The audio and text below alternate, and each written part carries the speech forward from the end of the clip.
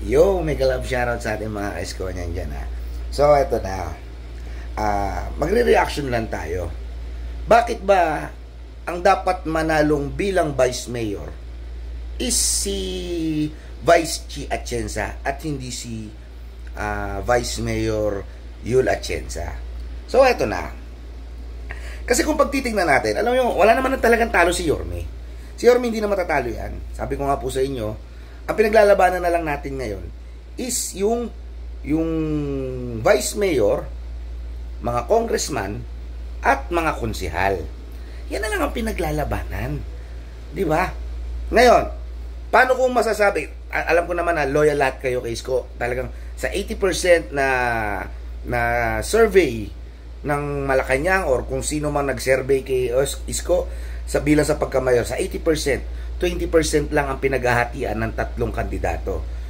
Si Tamundong, si Bersosa ba yun? Sam Bersosa, si Hani Lacuna. So, yun lang ang pinaghahatian nilang porsyento. 20%, tatlo na sila ron. 80% kay Isko. So, wala na tayong magagawa ron. Sure win na talaga si Yorme.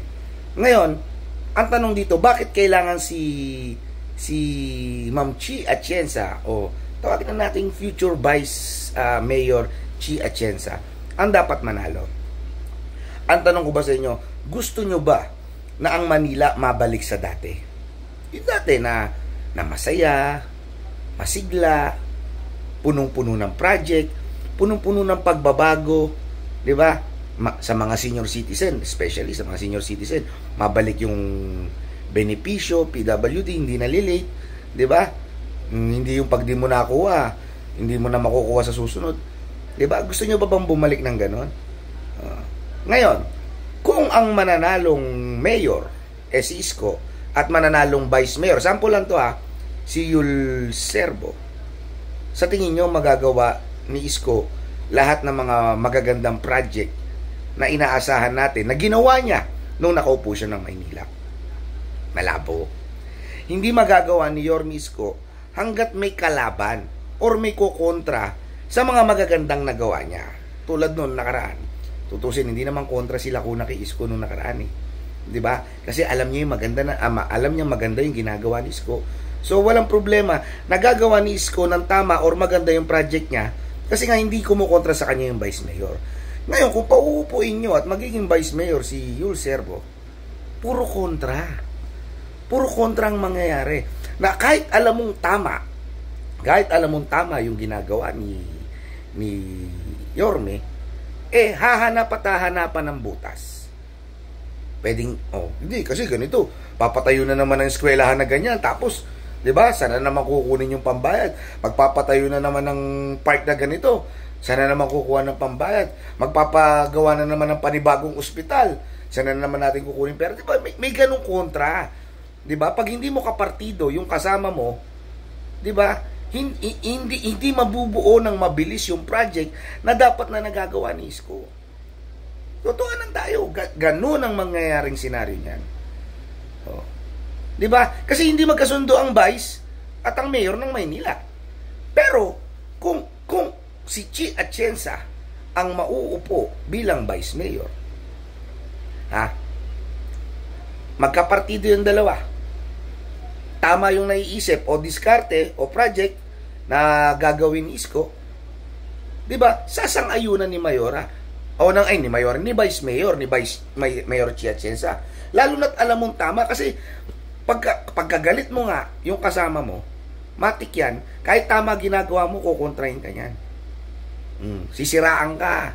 Kung ano-ano sasabihin, gagawa ng senaryo ng ganito sa social media. 'Di ba? Unlike nung kakampi mo o kapartido mo, hindi ka kukontrahin. Siguro, kung sa tingin nilang mali yung inaano ni Isko, itatama. Hindi ka kukontrahin, hindi ka sisiraan. 'Di ba? Kung pananatiliin natin na ganyan, at si Vice Mayor Yul pa rin ang mananalo, ano sa tingin nyo? Magagawa ba kaya ni Isko na maayos yung trabaho niya? Maniwala kayo, hindi. 100% hindi. Kasi hanggat may kukontra sa kanya, hindi gaganda at hindi lalakas ang Maynila. Hindi tulad nung nakaraan, nakita nyo. 2 taon. So, wala naka-break ng record ni Isko. Sa loob ng 2 taon. Ilang eskwelahan ang di aircon. Inangat niya ang antas ng pag-aaral ng mga Manileño. Oh. Yung mga estudyante, yung mga college student at mga senior high at junior high. Nahirap sa buhay. Alam naman natin ang Maynila.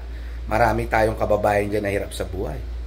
Kahit pa paano, 1,000 isang buwan na makakatulong sa kanila para maipagpatuloy nila at matupad yung mga pangarap nila. Yun yung punto rito. At yun yung inaasahan ng mga tao na pag naupo na uli si Isko, na mangyayari. Di ba?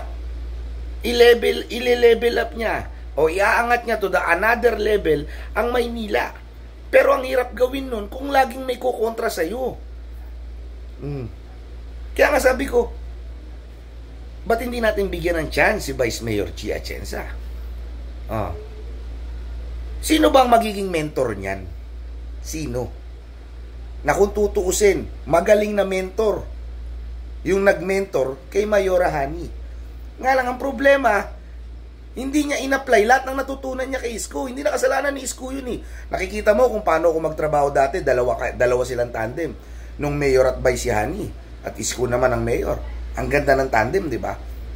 Ngayon, nung si Hani naging mayor, nagtataka ako, bakit hindi mo na-apply yung mga natutunan mo kay Isko? Di ba? So ngayon, eto ngayon ang siste. Kung matutulungan natin si Isko at si Vice Mayor Chi na maipanalo ang laban nila, gaganda at aayos lalo ang Maynila. Huwag po kayong mag-isip na si Vice Chi wala pang experience sa politika. Magaling po ang mentor niya. As long, real talk to. As long natapat si Chi Atienza o si Vice Chi Atienza sa magandang hangarin niya sa mga Manileño, huwag po tayong mangamba na kahit baguhan yan. Huwag po tayong mangamba ron. Kasi merong Isko o magaling na Isko na aalalay sa kanya para iangat ang Maynila. Yun yung punto. Diba? At kung mananalo ang Vice Mayor Chi Atienza, malaki ang maitutulong niya. Kung tutusin, double purpose to kay Vice Chi Atienza. Dahil alam naman natin, matulungin talaga si Vice Chi kahit wala naman sa posisyon niya, tumutulong talaga yan. Double purpose ang mangyayari dito. Matututo ka na ng discarding Isko o discarding Yorme, makakatulong ka pa sa tao. Yun. Diba? Huwag po tayong mangamba. Si Isko naman ang nagsabi. Diba? Pag nakita niya, kahit kasama niya sa politiko o kahit kakampi niya sa politiko, basta may mali, kakastiguhin niya, tatanggalin niya. Si Isko may sabi niya, kaya huwag kayong mangamba. Ngayon, kung talagang solid Isko kayo at mahal nyo si Isko, dapat mahal nyo rin yung katandem niya. Hindi ko lang sinasabi to para kay Vice Mayor Chi Atienza. Sinasabi ko rin to para sa mga congressman niya, Distrito 1 to 6, mga konsehal niya, Distrito 1 to 6. Kasi kung lahat yan, mapapasok lahat yan, yung Team Isko, isipin nyo ano magiging problema ng Maynila. Kaya nga sila sumama sa partido ni Isko eh. Bakit kamo? Dahil alam nila na pag nadikit sila kay Isko, nasa magandang pwesto sila o nasa maayos sila. Yun lang yun. Hindi naman sumama yan kay Isko para mamera. Alam nila si Isko. Alam ng mga congressman, alam ng mga konsehal si Isko na pag may ginawa silang mali, tanggal sila, kakastiguin sila. Alam ng mga konsehal at congressman yan. Di ba? Unlike nung sa kabila, sumama doon para magpera, para may pondo, para may project. Di ba? Ikaw, pag sumama kay Isko, expectin mo na hindi ka makakapangurakot. Kasi yung mayor mo o yung amo mo ay nakakataas sa'yo, alam mo sa sarili mo, straight, ayaw sa kurap, ayaw sa nanlalamang ng tao. Yun po yun. Kaya nga sabi ko sa inyo, paikot-ikutin nyo man ang mundo. Huwag po kayong kabahan kung baguhan sa politika si Chi Atienza. Malaking bagay din po kasi na habang nagtatrabaho si Isko, walang asungot na kumukontra sa kanya. Instead, merong tao na sumusuporta. Kasi yun ang kailangan ni Isko eh. Yung susuporta sa lahat ng adhikain niya. Hindi ko kontra. Sabi ko naman, hindi naman perpektong tao si Isko. Sabihin na natin, nagkakamali rin yung tao. Kaya nga nandyan yung vice niya, nakakampi niya, para itama siya o magbigay ng advice sa kanya. Kasi kung ibibigay nyo nga po, o kung mananalo nga pong vice mayor, kalaban niya, isa sa mga naninira sa kanya, pag nagkamali si Isko, sisiraan niya, palalaki niyan. Hanggang sa masira si Isko, bubutasan niyan. Ganun yung plano ng mga yan. Pag yan, nagkasama sila, vice tsaka mayor, naghihintay lang ng pagkakataon yan para sirain si Isko. Totoo ho yun. Naghihintay lang sila ng pagkakataon para sirain ang isang Isko Moreno. Hindi po sila nandyan, hindi po sila nandyan para suportahan si Isko. Kalaban nga sa partido yan. Di ba? Tatahimik yan. Bait-baitan yan. Mayor ko yan. Kahit magkalabang kami nung eleksyon. Siyempre, dalawa kami nagtatrabaho. Ako vice, siya mayor. Susuportahan ko siya. Siyempre, bait-baitan yan. Di ba? Kasi, mas mataas sa kanya si Isko eh. Hindi niya pwedeng kontrahin si Isko. Maleleche siya eh. Pero, pag nagkaroon ng konti o katiting na pagkakamali ang ating Yorme, asahan nyo, sa pulyan, sisiraan at sisiraan niya. Hahanap at hahanapan ng butas yan. Yun yung gusto kong sabihin sa inyo. Hindi ho perfectong tao si Yorme. Tao lang din po si Yorme, nagkakamali. Ngayon, kung bibigay natin kakampi sa kanya, kalaban niya.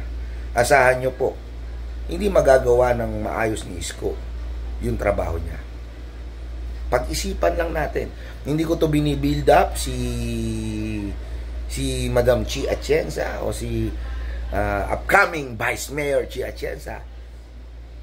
Dahil kapartido po siya ni Isko. Para sa atin po itong mga Manileño, na kung si Chi ang mananalo, merong taong susuporta sa kanya. 'Di ba? Mapamali, mapatama ang desisyon niya, merong taong gagabay sa kanya na alam niyang hindi siya lolokohin, hindi siya sisiraan, hindi siya tatarantaduhin. Yun po ang punto. 'Di ba? Yun lang po, basic lang po 'yan. Hindi po paninira 'yan. Katotohanan lang po tayo. Fact check nga lagi tayo eh. Sabi ko naman po sa inyo, lagi naman tayong may ebidensya.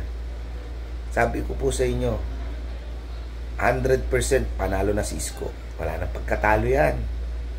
Ang kailangan na lang natin, tulungan yung mga nasa baba ni Isko o mga kapartido ni Isko. Dahil pag nanalo yung mga kalaban ni Isko, naku po, sisiraan lang po yung Yorme natin. Maniwala kayo, sisiraan lang. At pag siniraan si Isko, walang magagawang tama yan o maganda yan. Kasi sira diskarte ni Isko pag may mga kontrapelo sa kanya eh. 'Di ba? Pero hindi naman sila basta-basta makakaporma. Isko na yan. Lang magutak mauyan. Hanggang ledgi lang sila. 'Di ba? Nakabalik na nga si Eddie at Patty, 'di ba?